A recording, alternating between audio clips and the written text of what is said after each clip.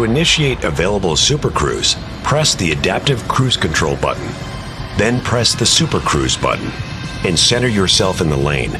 When the steering wheel bar and icons turn green, simply take your hands off the wheel and enjoy the ride.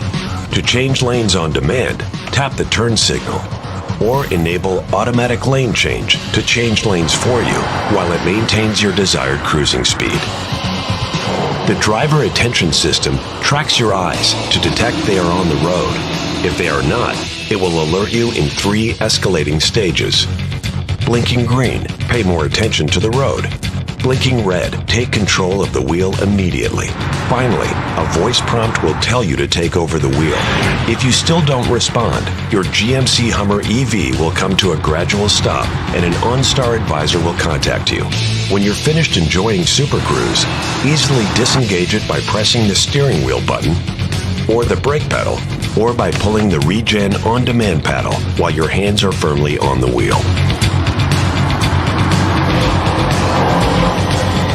Simulation complete.